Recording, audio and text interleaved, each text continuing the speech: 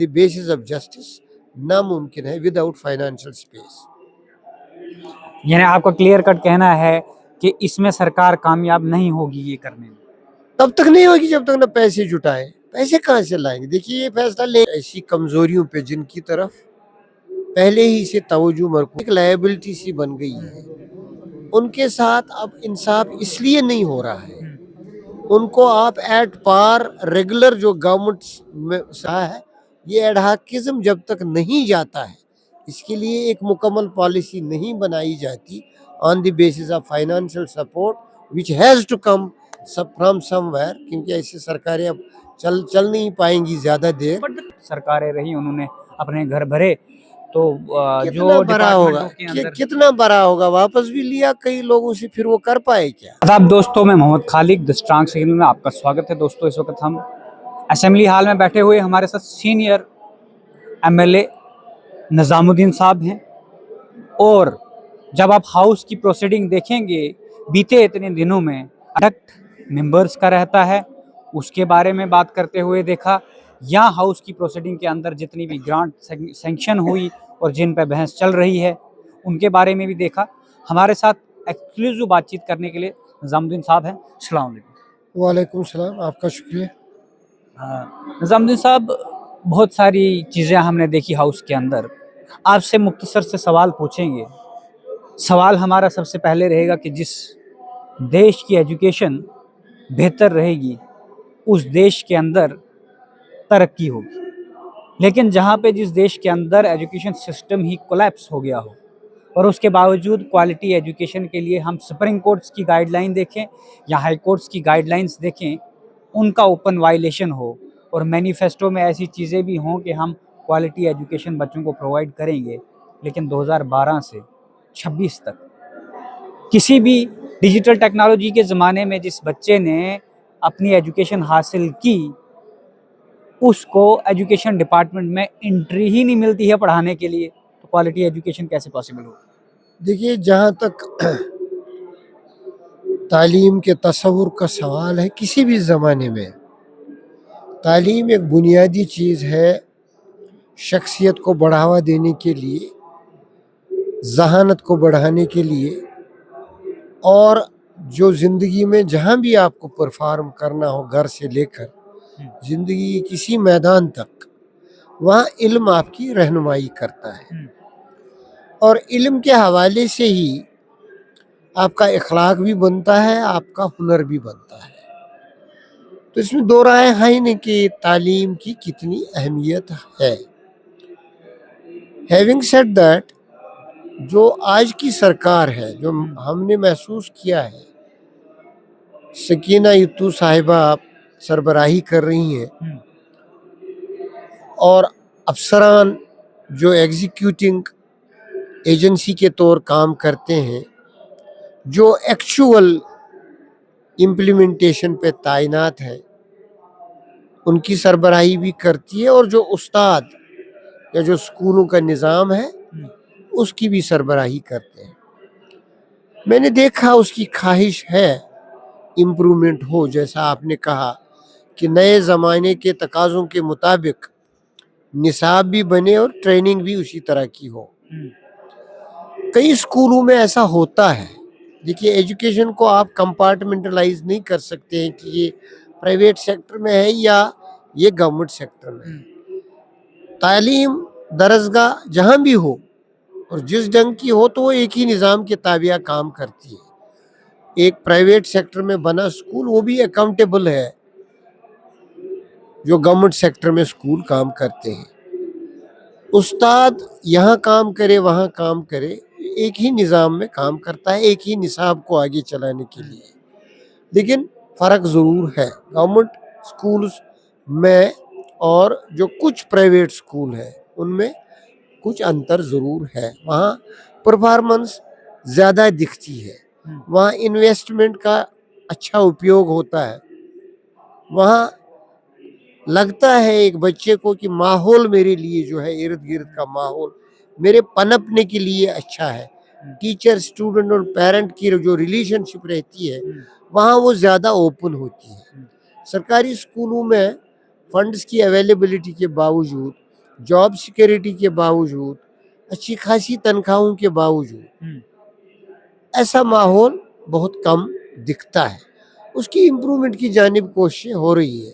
Sir जो रोकना चाहूँगा, आपने जो कहा, सुप्रीम कोर्ट के 2 जज कहते हैं कि पूरे हिंदुस्तान में जितनी रिक्रूटमेंट हुई है, जो गाइडलाइंस सेट की गई थी गवर्नमेंट ऑफ इंडिया की तरफ से, वो गाइडलाइंस सेट करने के बाद हर एक स्कूली टीचर को एक एग्ज़ाम क्वालिफाई करना था, जिसे हम सीटेट कहते हैं, central eligibility test for teacher. वो क्वालिफाई करना था, उसके बाद उसकी कंपिटेंसी चेक होती कि वो स्कूल में पढ़ाने के काबिल है या नहीं।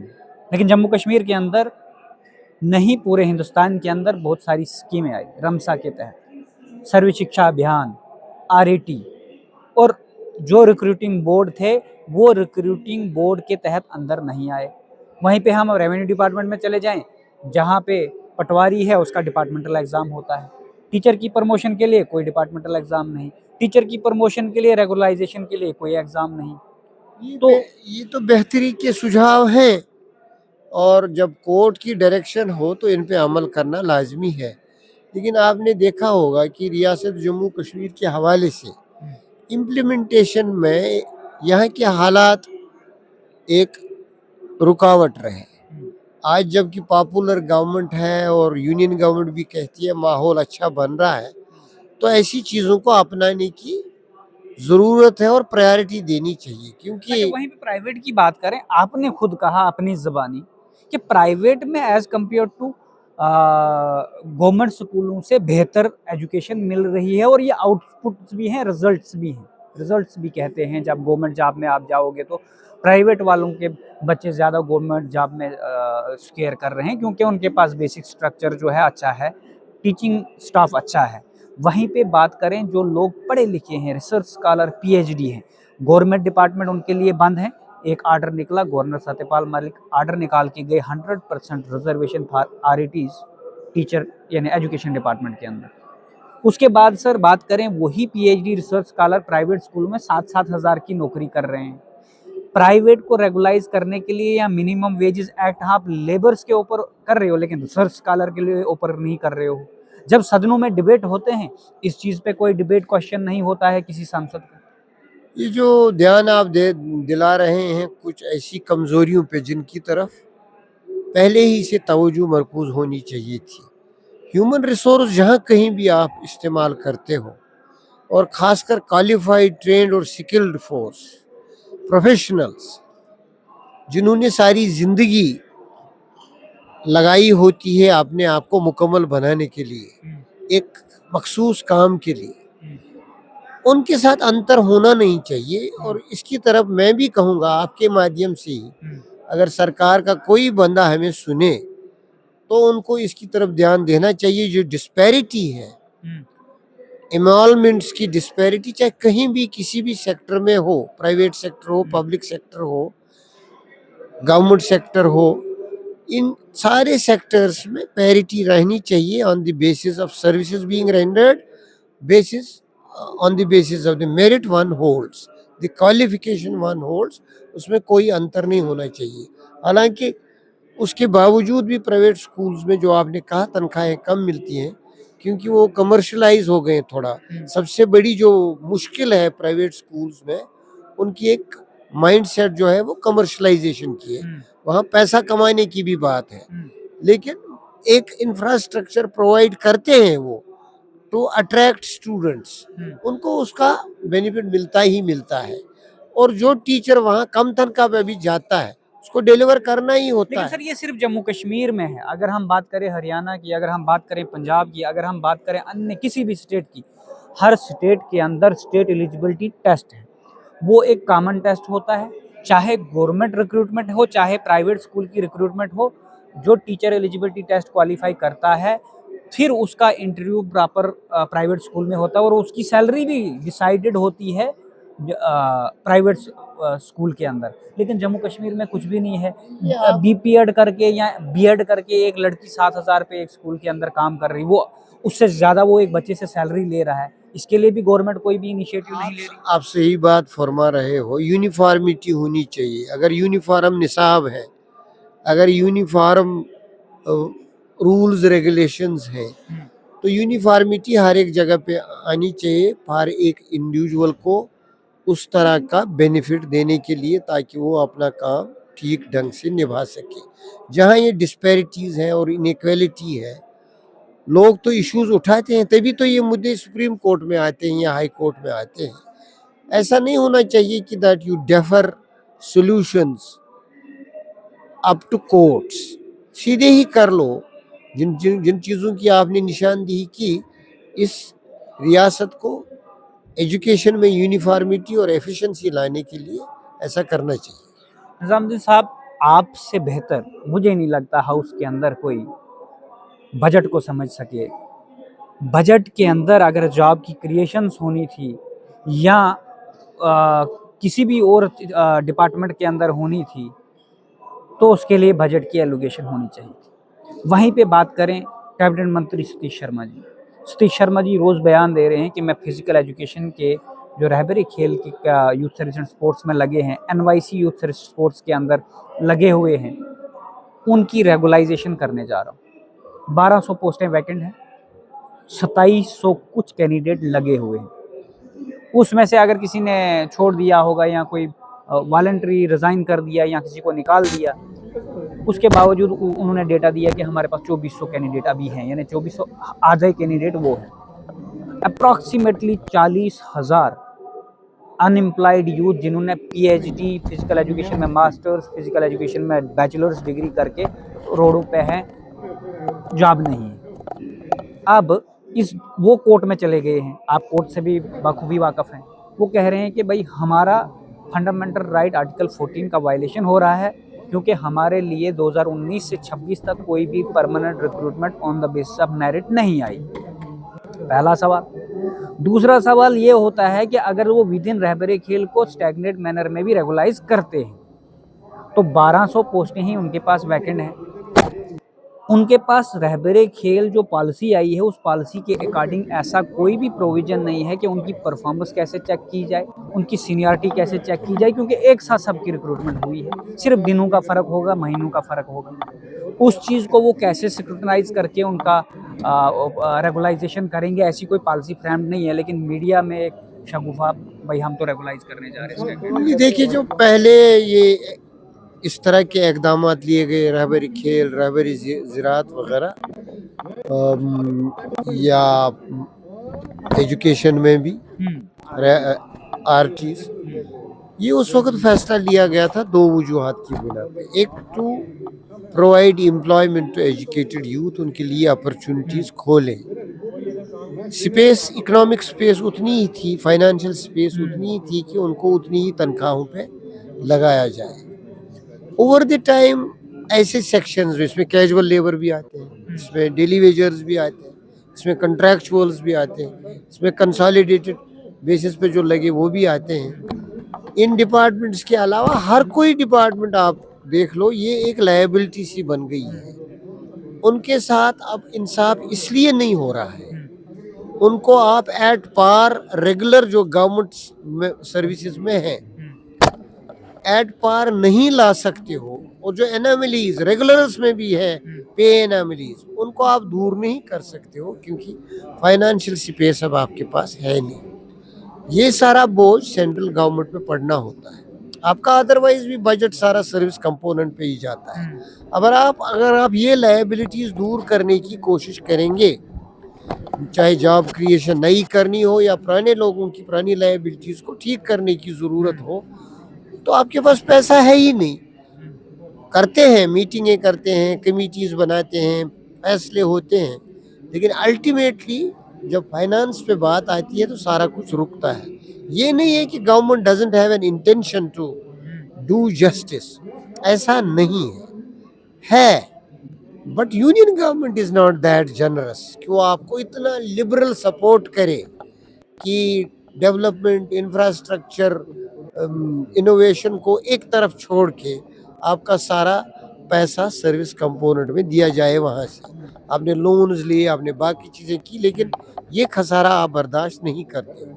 यहाँ लोकल रिसोर्स पैदा करने की ज़रूरत है और सेंट्रल असिस्टेंस को और एक्सपेंड होने की ज़रूरत है, तभी ये मसले हल होंगे, नहीं तो these will continue as liabilities. मेरा अपना मानना है कि कोई भी सरकार ऐसे मसाइल को तब तक हल नहीं कर सकती। हाँ, वो और 2 पैसे बढ़ा दें या और 10 दिन बढ़ा दें, ऐसा हो सकता है, लेकिन resolution as such on the basis of justice नामुमकिन है विदाउट फाइनेंशियल स्पेस। यानी आपका क्लियर कट कहना है कि इसमें सरकार कामयाब नहीं होगी ये करने में। तब तक नहीं होगी जब तक ना पैसे जुटाए। पैसे कहाँ से लाएंगे? देखिए, ये फैसला लेंगे, फाइनेंस डिपार्टमेंट कल को कहेगा हमारे पास है ही नहीं। आज की डेट पे यहाँ पेंशनर्स या जो सुपर एनिवेशन में गए हैं मुलाजिम, वो कहते हैं हमारा अपने ग्रेट्युटी नहीं मिलता है, हमारा अपना वो जीपी फंड का पैसा नहीं मिलता है। ये नहीं है कि गवर्नमेंट देना नहीं चाहती, उनका हक है, या ये नहीं है कि गवर्नमेंट ये नहीं समझते हैं कि हम इनके बकायादार हैं, लेकिन अवेलेबिलिटी की बात है। फाइनेंशियल अवेलेबिलिटी पैदा करनी है। ये तो पूरे मुल्क में शोर है कि एक किस्म का फसाड पैदा किया जा रहा है इकोनॉमिक ग्रोथ चलो चलो सर, उसको और मानते हैं। अच्छा, जो financial created health. Post, already vacant posters हैं, एजुकेशन डिपार्टमेंट में है, चाहे वो youth service and sports department के अंदर है, सर वैकेंट पोस्टें हैं, उन वैकेंट पोस्टों को इसलिए फिल नहीं कर रहे हैं क्योंकि यूथ सर्विस एंड स्पोर्ट्स की बात करें तो वहाँ पे फिजिकल एजुकेशन लेक्चरार जो थे उनको इंचार्ज लेक्चरार पोस्ट दे दी टीचरों को, जो बहुत पुराने टीचर थे। लेकिन रेगुलाइजेशन का या प्रमोशन का क्लियरली एक स्टैट्यूटरी रूल है, उसके तहत उनको करना है। देखिए, ये जो एडहॉकिज्म है, this is now being discussed in secretariat. ये मसाइल आते रहते हैं आपके माध्यम से, हमारे माध्यम से। सरकार जब फैसला करने जाती है तो अफसरान बंडल्स का लाते हैं, फाइल्स का। हाँ जनाब, ये इतने हैं। आपने मास्टर्स की, टीचर्स की बात की, जिन्होंने एज हेड मास्टर काम किया है स्कूल्स में 5-5 साल, 6-6 साल, 265 केसेस ऐसे पड़े हैं कई सालों से जिनको वो बेनिफिट्स ही नहीं मिल रहे हैं, और जिस पे फैसला भी नहीं हो रहा है कि नोशनल प्रमोशन जो उस वक्त उनको मिली थी वो रियल प्रमोशन में तब्दील हो सकती है कि नहीं हो सकती है। It is about every department. आप एसआरओज देखिए, बाकी चीज़ें देखिए। ऑल आई से is these problems have over the decades piled up with various governments having taken some kind of a casual route। Adhocism पे बहुत ज़्यादा यहाँ रहा है। ये एडहॉकिज्म जब तक नहीं जाता है, इसके लिए एक मुकम्मल पॉलिसी नहीं बनाई जाती on the basis of financial support which has to come from somewhere, क्योंकि ऐसी सरकारें अब चल नहीं पाएंगी ज़्यादा देर। But the constitutional board is already created, तो वो उनका क्या मीनिंग है? जो कॉन्स्टिट्यूशनल बोर्ड आपने रिक्रूटिंग मैंने एजेंसीज के कहा कल ही सरकार आई है, 6 साल 7 साल जो दिल्ली सरकार हमें प्रेसिडेंट्स रूल में चलाती थी, वो क्या कर पाए? नहीं कर पाए। We can't shift blame from there to this place only, that will be unfair. वो चीज़ नहीं है। हम भी कहीं सरकार में रहे हैं, हमने भी ये चीज़ें देखी हैं। यहाँ जब तक ना आपको ओन किया जाए बिकॉज ऑफ जस्ट 2 रीजन, एक वेदर, दूसरा सर्कमस्टेंसेस आपके लिए कभी भी फेवरेबल नहीं रहे हैं कि आपके जो अपने रिसोर्सेज थे उनको आप संभाल पाए। फॉरेस्ट आपका बिगर रिसोर्स था, डिविंडल हो गया, मिलिटेंसी में तूफान का लूट हो गया, उसमें तबाही मची। इसी तरह वाटर रिसोर्सेज कोई सरकार संभाल नहीं पाई। कभी एक फेज जम्मू कश्मीर में ऐसा भी रहा जहां एडमिनिस्ट्रेशन का नाम ही नहीं था, कहीं सरकारों का नाम ही नहीं था। तो ये एक जो गैप्स आए हैं because of situation, security scenarios, wars, conflict, trust deficit, इन चीज़ों को देखने की ज़रूरत है। ये यही रहा है, या जैसे सेंट्रल गवर्नमेंट का कहना है या अपोजिशन का कहना है कि यहाँ इससे पहले करप्ट सरकारें रही, उन्होंने अपने घर भरे, तो कितना जो बड़ा होगा डिपार्टमेंटों के अंदर कितना बड़ा होगा, वापस भी लिया कई लोगों से, फिर वो कर पाए क्या? कितना बड़ा होगा? ये एक खालिसतन एक इल्जाम है। पॉलिटिकल पार्टीज भी एक दूसरे को बदनाम करती हैं, ये एक बेजा इल्जाम है। कितने ऑफिसर होंगे बदयानत किसी भी सिस्टम, कितने कितने पॉलिटिशियन होंगे बदयानत किसी भी सिस्टम होंगे? नामुमकिन है कि वही तारे गामी साहब कहते हैं कि फिर आप बजट को बढ़ा चढ़ा के क्यों बोल रहे हो, 60% आपका कैपिटल एक्सपेंडिचर है और आप कह रहे हो भाई पर पावर पर परचेजिंग कैपिटा इनकम के हिसाब से देखी जाएगी, जीडीपी के हिसाब से नहीं देखी जाएगी कि कितने गरीब लोग आपके पास हैं। देखिए लेखा जोखा है। तारिक अमीन साहब की भी मैं इज्जत करता हूँ, वो सही फरमा रहे हैं, लेखा जोखा है, लेखा जोखा करना पड़ता है। क्या करोगे? आपको किसी न किसी तरीके से with in your financial constants, और जो आपका चोक हो गया है स्पेस फाइनेंसिस में बिकॉज ऑफ रीऑर्गेनाइजेशन एक्ट, उसमें इससे अलावा क्या कर सकते हो कि इधर का जोड़ोगे उधर, उधर का जोड़ोगे इधर? What are your financial powers? आप जरा देख लो। What are your financial crisis है। What are your budgetary powers? वो भी देखो। क्राइसिस तो बनेगा ही बनेगा when you don't have sufficient space to act. जब आपके हाथ बंधे हों, आपके जहन के मुताबिक इंडिजिनियस प्लानिंग नहीं चलेगी, आपका जो फेडरल लेकिन सिस्टम है एजुकेटेड विद्वानों का ये कहना है कि सरकारें इनकम्पिटेंट है, ये यूटिलाइज नहीं कर सकते हैं पैसे को। इनकी इनकॉम्पिटेंस रहती है। लोगों की भी एक्सपेक्टेशन ज्यादा है, सोशल अवेयरनेस की कमी है, अंडरस्टैंडिंग भी आनी चाहिए।